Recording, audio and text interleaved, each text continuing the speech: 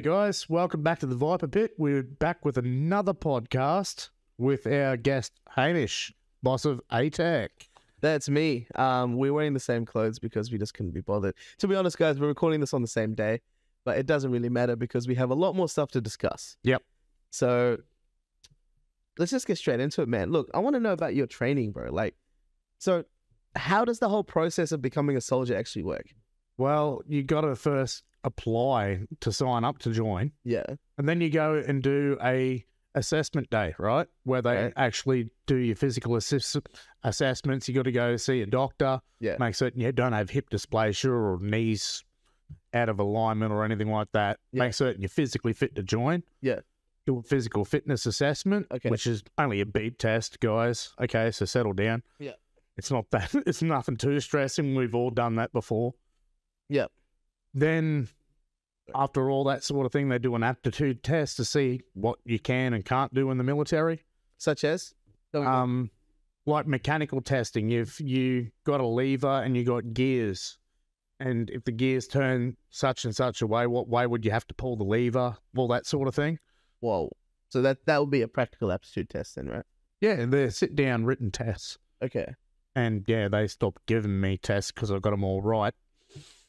I see. Okay. So they said I was right to do anything in the military I wanted to do apart from pilot. Because, yes, guys, I'm woefully aware. I'm a midget. Roast me. I don't care. Okay, I'm You're short. actually too short to fly.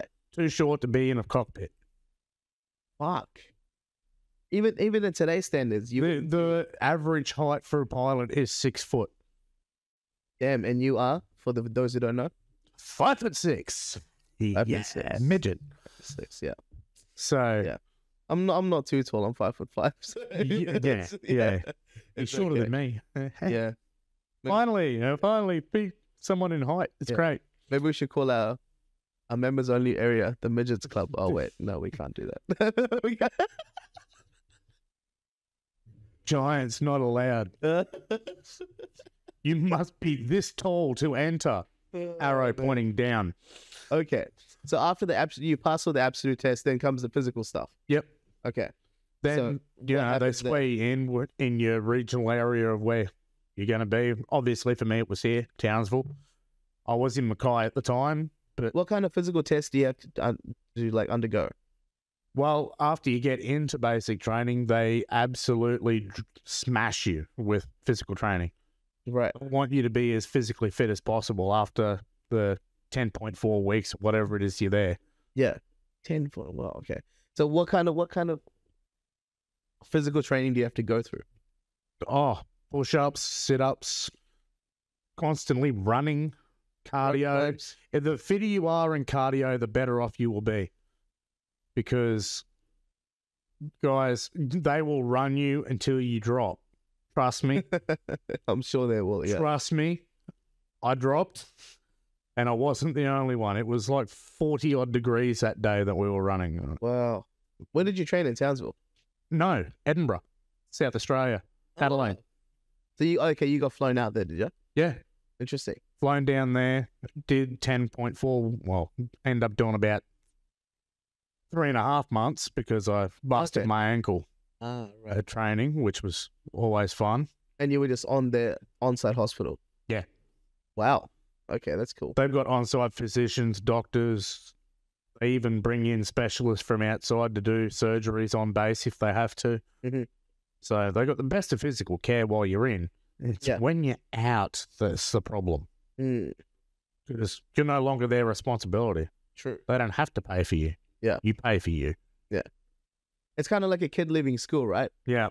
They're just used to the four walls around them. Yeah. You know, as soon as it hits lunchtime, that's lunchtime. You know, we eat for 30 minutes, then we go back to class. Yeah. When you're out of that environment, man, you're just left to your own devices, man. And some people just can't cope with that. Oh, man, like the rules at basic training are very stringent and very rough. Like you used to get out of bed, make your bed and all that sort of thing, but you had to fold your bed sheet back 30 centimeters. Oh, All right. And they said 30 centimeters for a reason. That's why they give you a ruler in your bedside table. okay. And what was the reason for that? To measure 30 centimeters. To make certain. Yeah. What's the reason for that? To make certain it's 30 centimeters. No, but why does it have to be 30 centimeters? To reinforce the point of doing everything to the letter. Like following orders. If you're ordered to be go 30 meters up the hill and hold 30 meters up the hill, if you don't hold 30 meters up the hill, that could be the difference between life and death because they're laying down artillery in front of you. Sure. So if you go further than that 30 meters... You could be in the crossfire. Yeah. Exactly. You could be caught up in friendly fire that you don't want to be caught up in. No, definitely not. No. Right? Yeah. So when they order you to do a bed sheet to 30 centimeters and they provide the tools to make certain that order is carried out, you carry that order out to the letter. Indeed. So you measure 30 centimeters. If it's 30.1, you're getting your bed ripped. Simple. Yeah. Right. Like, it can't be a millimeter over. It is 30 centimeters. Well, they actually come and measure it themselves. Yes, absolutely. Wow, dude. Absolutely. But it's all, as you say, it's all for good reason. Yes, it's to reinforce the point that it can be in the military, it can be the difference between a life and death situation. Yes. And if you don't follow those orders and if you decide to break ranks and do something for yourself, you're the liability. Right, okay. And you can't have a liability in a team structure. No, well, definitely not, no. There's no iron team, is there? No. No. But there is an iron team. Like, say, think of it like a human pyramid, right? If one of the guys on the corner, on the bottom, decides to go out on his own, that whole entire pyramid's coming down. Yeah. You can't decide to just walk away from your team and decide to do your own thing. Nah, fuck no. Because then it jeopardizes the safety of everyone else to come and get your ass. Yes, that's also true. Yes.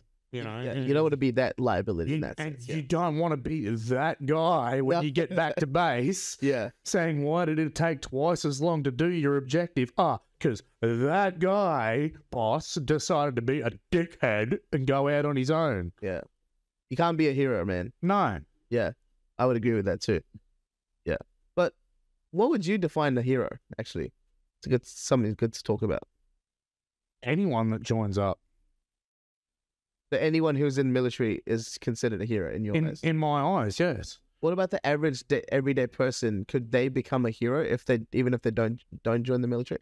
You think? Well, yeah, it's the selfless sacrifice. It's the thought that counts. That's what we keep getting told at Christmas time every year, right? Yeah. It's not the gift, it's the thought that counts. It is, yes. The gift that you're deciding to give is your life for someone else to live. Right? So even police, fireys, ambos, they all sign up to give their life in service for someone else. They do, yeah. You know, that is what it takes to be a hero. Not to think about your life, to care about someone else. That's right. That's what it takes. If you're sitting there thinking, stuff that, I'm too good for that, well, you ain't no hero, and you never will be. No. You're not going to get anywhere in the world either, are you? No. Yeah. Absolutely not. Yeah. And this is why it's so important for people to understand these sort of things, you know? What people in military defense, they all have to go through so we can sleep peacefully at night. Yeah, and in my humble opinion, okay, of course, we haven't had a major world conflict for the better part of 80-odd years. Yeah. All right, so we haven't had a major world conflict since 1945. Yeah, there's been breakout battles. There's been Iraq, Afghanistan, Vietnam, but they're isolated conflicts. Even the Ukraine at the moment. That was the last time the world as a whole was united in war. Yeah, right. There's been breakout conflicts, like I said, like the Russia-Afghanistan conflict, the recent Afghanistan conflict, Iraq, Vietnam, all those, but they're all just little isolated incidents in a pocket of the world. They're like the candles on the cake, really. Yeah, okay.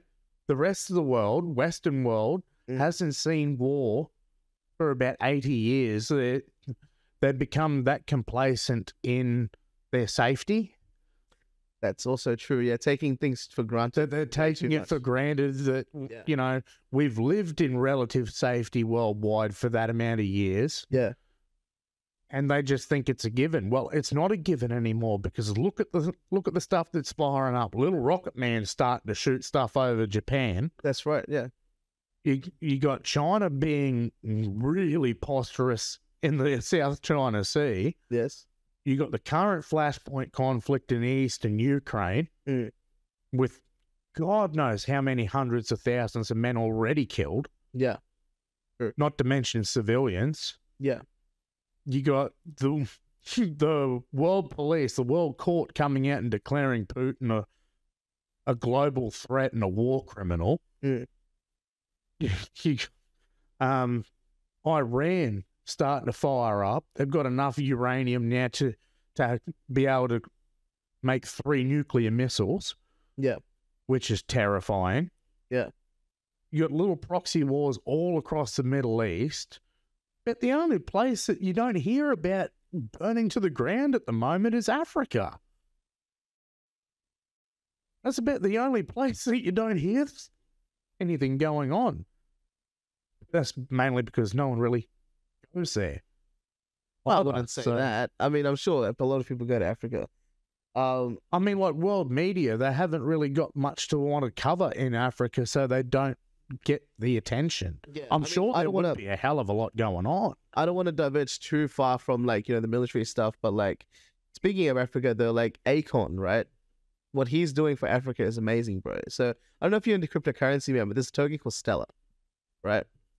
I don't do crypto. XLM. And basically, Akon, it's like a network, right? So it's a network that works on top of the crypto network. Sorry. It's like a network that works on top of the crypto network, right? So the idea of it is that Akon is creating an entire new Africa, right? Because of crypto. He invested in it, like, you know, for 10 years ago. Yeah, we'll see. That's a decent amount on it. And now he's using those profits to build a new Africa, modern Africa. Well, see, that's called service to the people, isn't it? Yes. And, that's selfless. He's not doing it for himself. He's doing it for the betterment of other people. And that's what I'm talking about. Yeah. And it wasn't until 2020 that people actually realized this was happening. Yeah. He's been doing this for years. He never publicized it. He never called the media about it.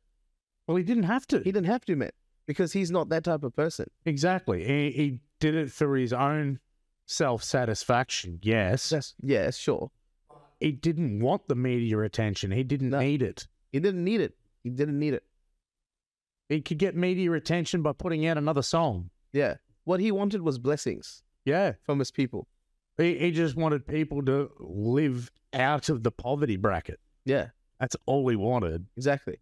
He didn't want to see people dying anymore needlessly, which is pretty fair enough, don't you think? He's fucking Akon, bro. Like, he doesn't need the money, man. Pretty fair enough. Like, that's the whole entire point of military, is to try and not allow people to suffer. Exactly. Yes, that's right. Let me tell you about Mint Collectibles, your one-stop card shop. Are you a collector or a passionate fan of trading cards? Mint Collectibles has an extensive range of trading cards featuring your favourite sports like the NBA, iconic franchises like Star Wars, and even your beloved Pokemon. They have something special for everyone, whether you're a seasoned collector or just starting out. Now here's where it gets exciting. As a listener of Armoured Viper's Pit, you have a special opportunity. Head on over to mintcollectibles.com.au, a local Queensland-based business, and use the code word Armoured Viper during checkout. By doing so, you will unlock an exclusive 10% off discount on their entire range.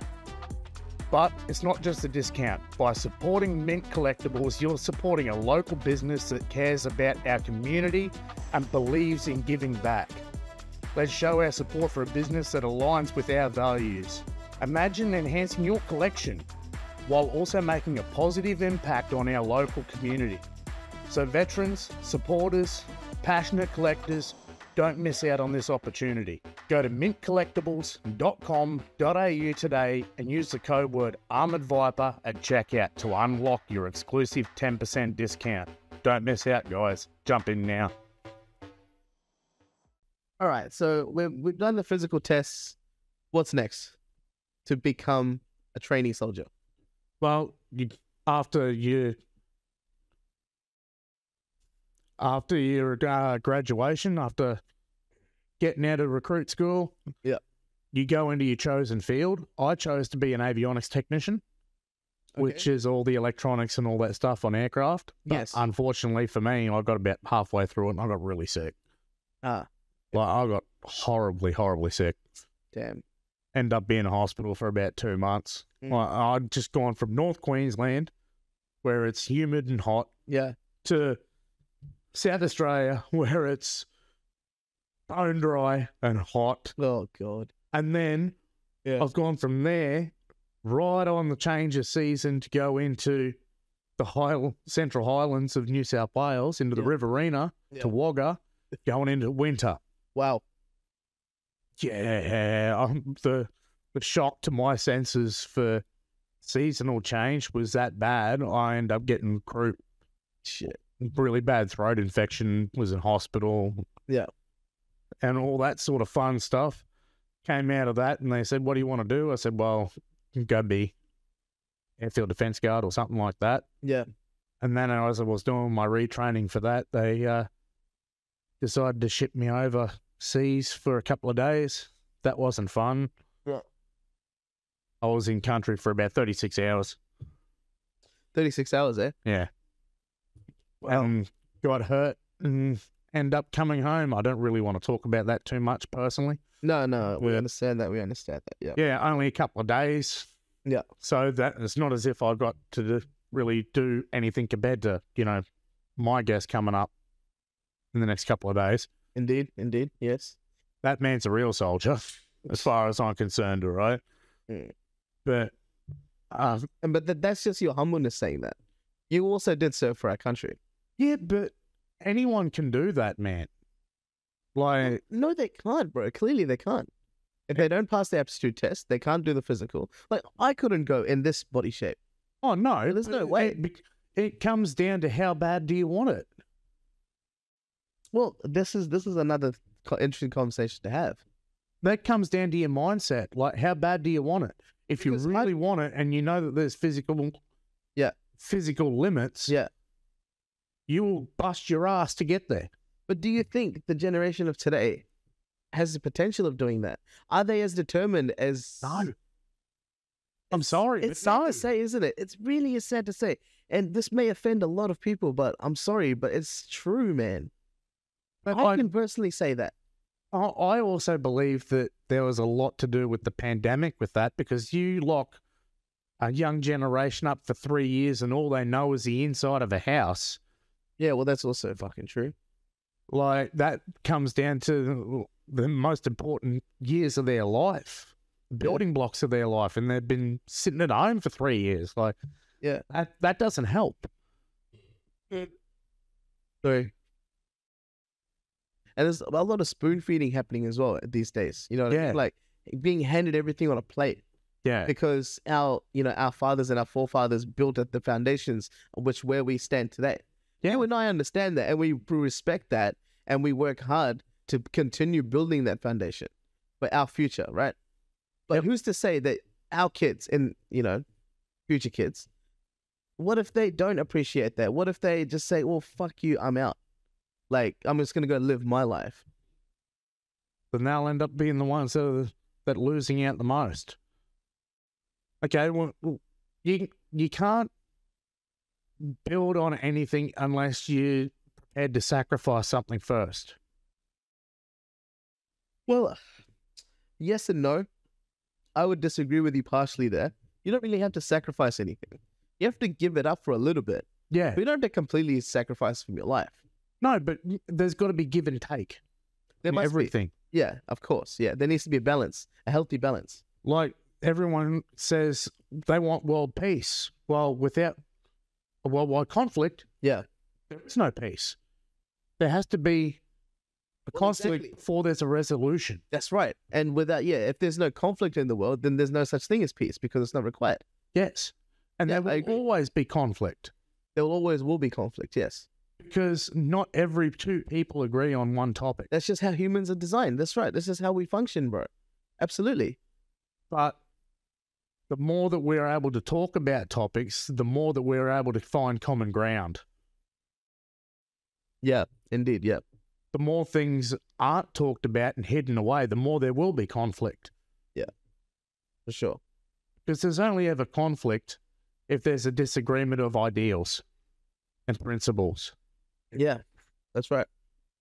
So I long for a day when there isn't any conflict, but I don't think it's going to be in my lifetime, guys.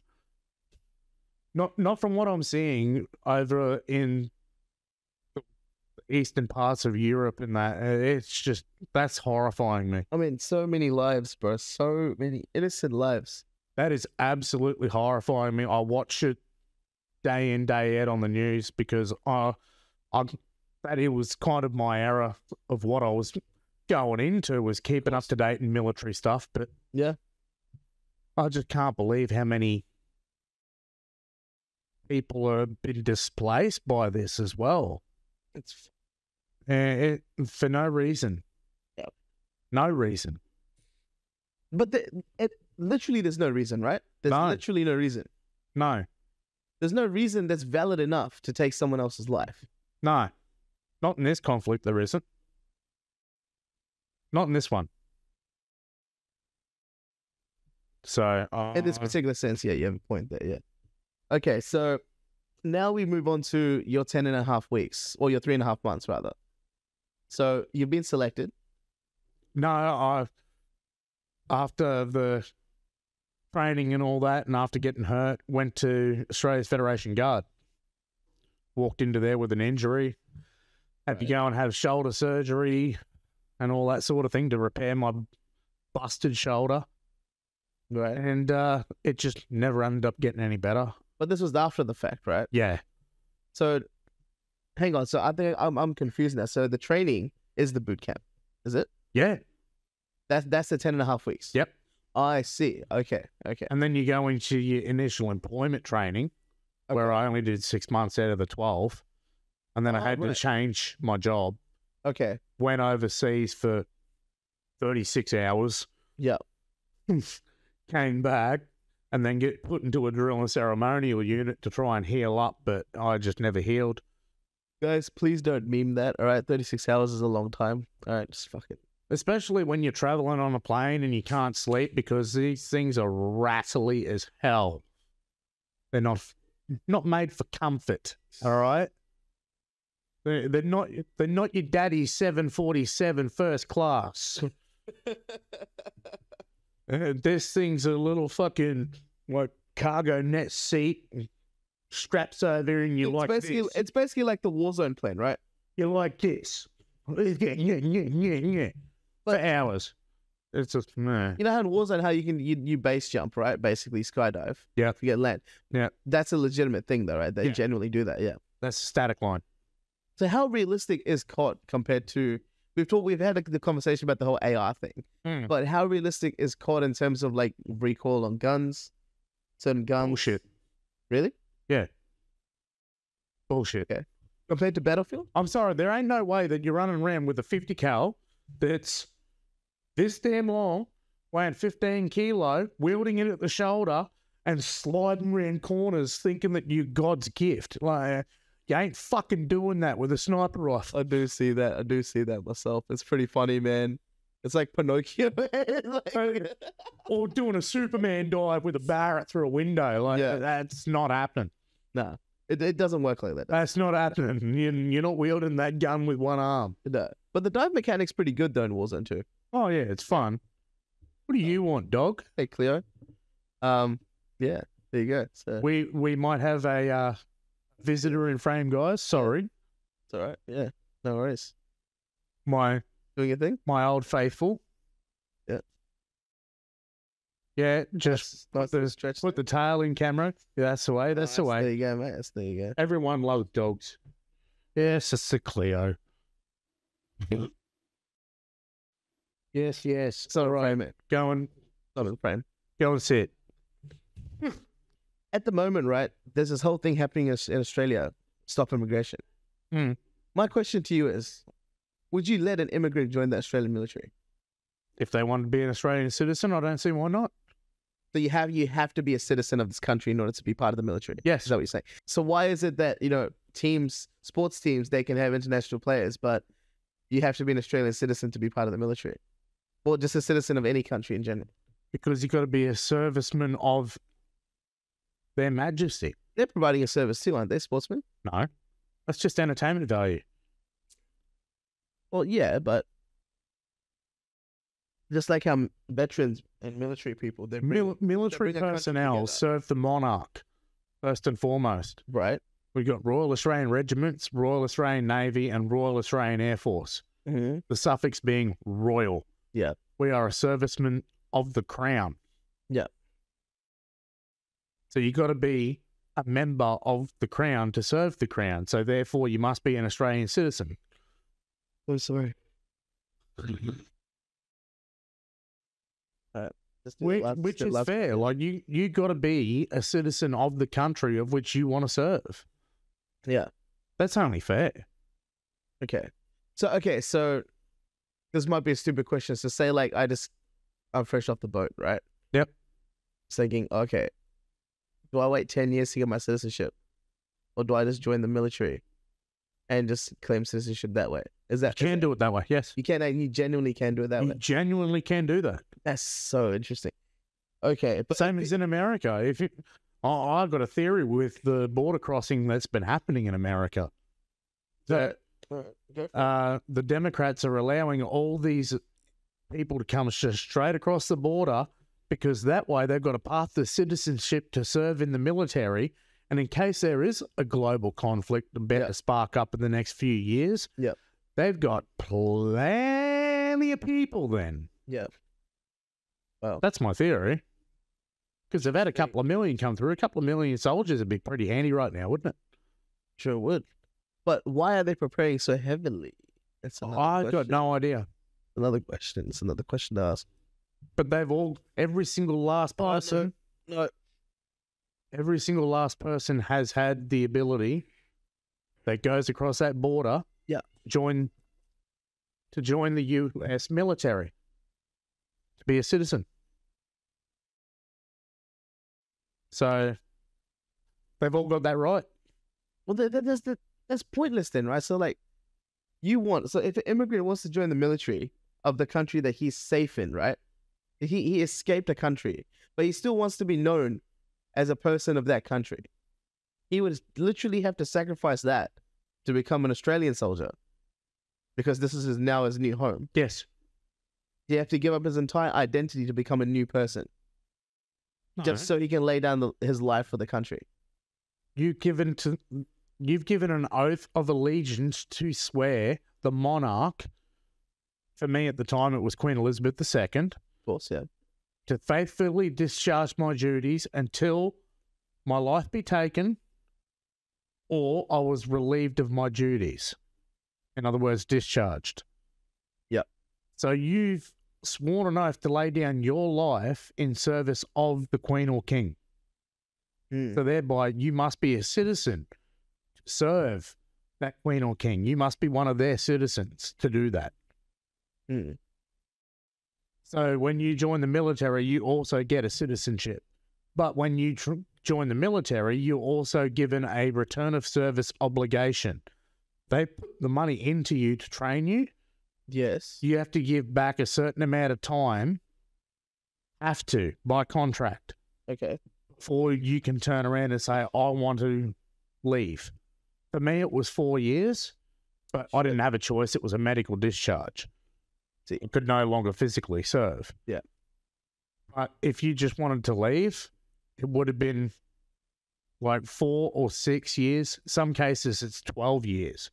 Yeah. You can join up to be a Defence Force doctor, right? So you can join up, get your commission, be an officer, be trained as a GP through the military. They pay for all your study, but you got to give back 12 years. Yeah. Have to. Yeah, you have to, yeah. Because they've sacrificed millions of dollars to train you to be a doctor. Yeah, true. That's only fair. But that's only if you have the aptitude again, right? Yeah. Yeah. Exactly. If someone with an OP20, for example, couldn't go. Oh, God, no. No. No, you're a grunt. You're a dumb. Yeah. You, But I believe the OP system doesn't work here anymore, right? They've changed it, haven't they? I've got no idea. Yeah. To tell you the truth. Yeah, the education system is just fun. Anyway, how would you describe life as a soldier on a day-to-day basis? What is the typical daily routine? Get up 6 o'clock, go and have a shower, make certain you're shaved, because that can get you in a bit of trouble. Okay. Be at work usually by 8 o'clock or 8:30. Yep. Lunchtime from 12 to 1. Yep. Finish up about 4:30, 5 o'clock in the afternoon. But what do you do between 8:30 and 12 o'clock? Whatever your job entails. Which is? Well, what was that for you? So that for me was cleaning weapons. A lot of them. Wow. Okay. Just sitting in the armory, making certain all the weapons are nice and clean. Inside the barrel, out. Yep. Yep. Shined, polished. Yep. Yep. What did you used to polish them with? Gun oil? Gun oil and bit of brasso. That was about it. Yeah. Make certain the buckles are nice and shiny. Yep. Get the light reflecting off them properly. What's the best gun you've ever used? I'd still have to say the single bolt action 22. Oh, yeah. Oh, well, not 22, 270 or a 308. What year bracket's that in from? Oh, 308's just a 10-round magazine, 7.62. Okay. Bolt action. Yep. Old bolt action, guys. Like, yep. You don't need to waste a heap of fucking 30 rounds hitting a wall in absolutely nothing in between. Yep. Like, just point, shoot, straight lines. Yeah. Fuck yeah. Wow. If you waste any more than one round on the target that you're aiming at, yeah, why did you aim at it? Like Dad said, yeah. If you need more than one round to shoot at what you're shooting at, why did you aim at it in the first place? You have just you just wasted a resource that you could use to get another resource. You're just wasting resources. It's true. Literally. Yeah. You're pouring shit down the drain for what? Yeah.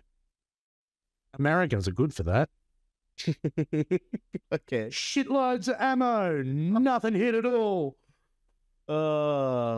Sorry, guys, but it's true. Can't say that, man. Fucking hell. All right. Okay.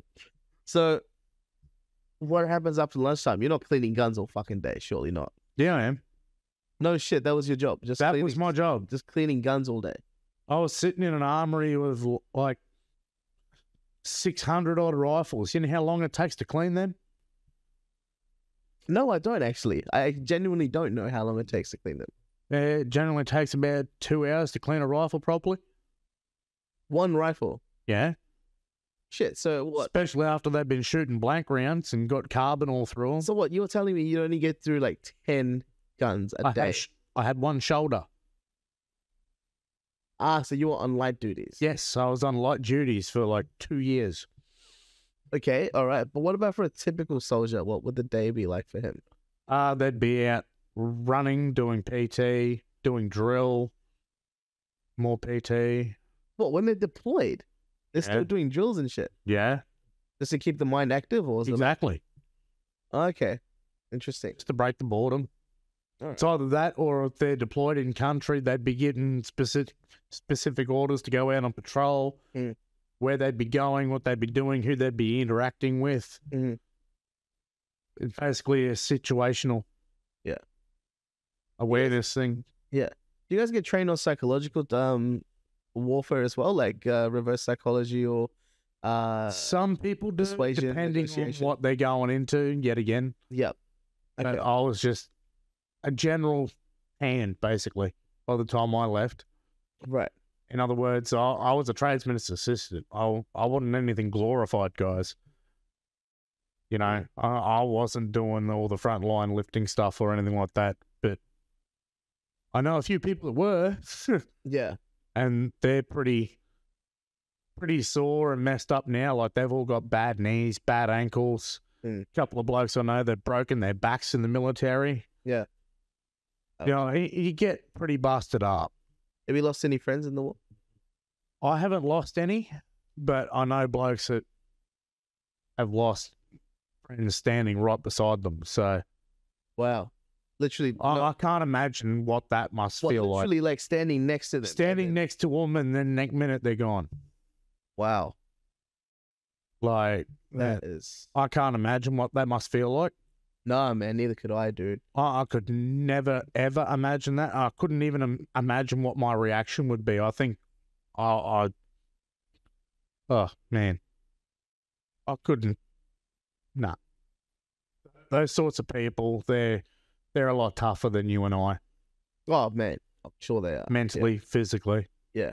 They're unreal human beings. Yeah.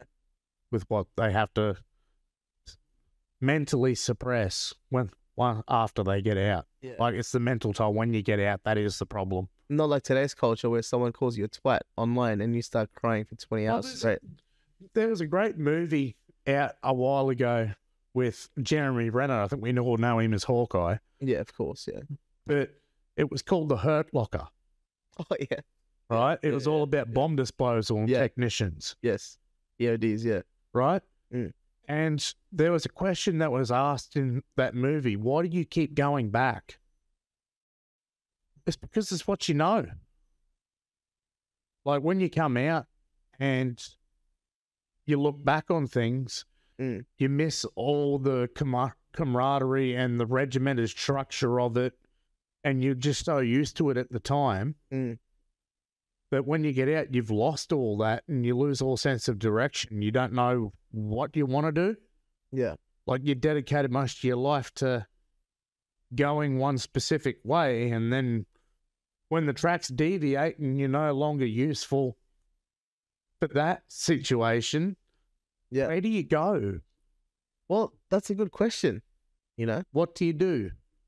You got to reevaluate your whole life. For myself, I literally get out of bed and sit there on YouTube. I'm not that great physically anymore. I've got busted shoulders and ankles and everything like that, so I no longer work. Sure. So I thought, why don't I actually put my time and effort into something that I can do, which is this. Yeah. I literally sit here and I get fed information from YouTube down my throat that makes no sense whatsoever. Yeah. That could be no use to anyone. And then I see some articles that are absolutely amazing that some people need to know about. Yeah, definitely. And there's no word about it getting out. I just saw a great one last night, guys. It absolutely blew my mind. I had to send it to Hamish straight away. Go on. It was about a new drone company. They've made, what they call it? The VTOL. The transwing. Okay. The transwing, yes, yeah. So instead of having like an osprey with the engines on the outside of the wings tilting forward and backward, they had 2 motors per wing, but the wings actually moved forward. And as they moved forward, they tilted forward into a conventional wing. So this thing was literally a vertical takeoff and landing aircraft. VTOL. And all I could think about was the commercial aspects of that. Like, you wouldn't need a 3-kilometer runway anymore if you could convert that into passenger aircraft. That would be amazing. Of course it would. 100%. I think Air New Zealand is about to release sleeping pods in planes. Right. Yeah. For economy class, which is interesting. Yeah, sleeping pods. So, yeah, I mean, the future is now the aerospace industry. I agree. There's never been a better time to be alive to look at the aeronautical industry. The aeronautical and also the astronautical industry. And I'm really interested with what Elon's been doing. Think he's going to go to Mars? Look, it's a 9-month flight to get to Mars. Whether it be viable to have humans in zero gravity for 9 months without any sort of resistance training or anything is yet to be proven. I think he's done some training. I mean, Bezos did some training when he went to space. Well, that's what they're looking at with the ISS, because they've got weight training gear up there that's all resistance based. Of course, yeah. so that they can keep their muscle fibers and all that actually intact, so that after 6 months in space, they can come back down and still walk. Yeah. And that has actually been proven to actually allow the astronauts to walk as soon as they get back to Earth. Yeah. They've got the muscle structure and density to be able to walk still. 9 months, so that's an extra 90 days on top of what they're already testing now. And that's kind of untested waters as well, isn't it? Yeah, that's unproven ground. That's a long time. 9 months. No weight whatsoever. So either go to Mars or have a baby. And then expect to be able to touch down on Mars where there is gravity after being in zero gravity for 9 months. How would the human body react? Without any sort of support crew. That's a good point. While they're on the ground, like... Yeah. We'll see. We'll see. Because, I mean, it's more deeper than that, doesn't it? Because there is a gravity field on Mars, as you say. Yeah. So will they even be able to land the rocket? Mars is, I think, 1/3 or something, or between 1/3 and 1/2 Earth's gravity. Compared to, okay. So will they even be able to land the aircraft then? Oh, yeah. Absolutely. It's still got an atmosphere and everything. Okay. They've designed it so it would land. Okay. They've proven it that it will land. Yeah. Right. It's just the physical aspect of the transportation and the length of it. Yeah. Yeah. Yet to be proven. Yeah. I don't know how viable it'll be in our lifetime. It will happen. It will happen. Eventually. We will be a spacefaring yeah. species. It'll have to happen. Well, you never know, man. There may come a time very soon, in fact, where you could just live forever. No, I'm just saying it will have to happen with how our technology is advancing.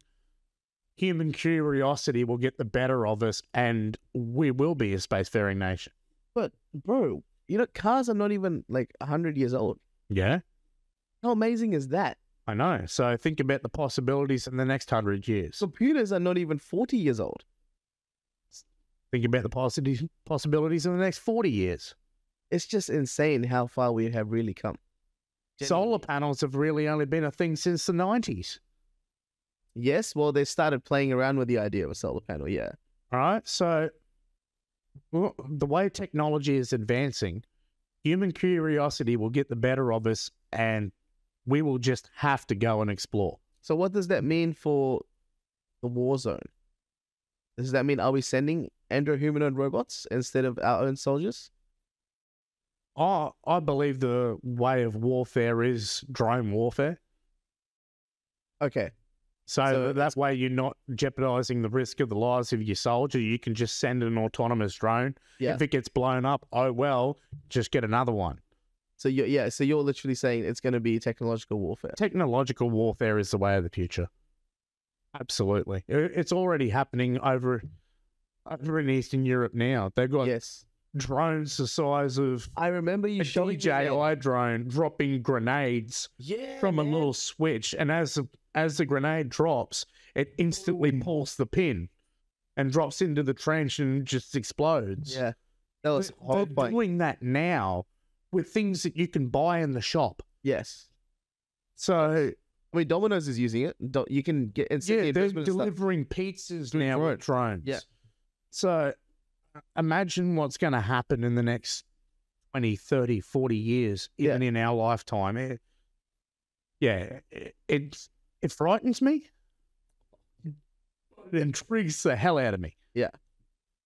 Because I'm very interested to see how far things have come. In my lifetime, it's gone from a video head VHS player, which, you know, weighed like 15 kilos to lug around. They were heavy, man. And the TV that you needed a forklift to carry. The CRT monitors, yeah. Now, you've got them all wrapped up in something that you can literally have in the palm of your hand called a mobile phone. Yeah, man, like, that is interesting, isn't it? Yeah. Next 40 years from now, it's going to be crazy. But what's even crazier is the next guest that we have lined up. Oh, wait till you hear that one. So make certain to go check it out. Definitely. Well, most importantly, share it around, guys.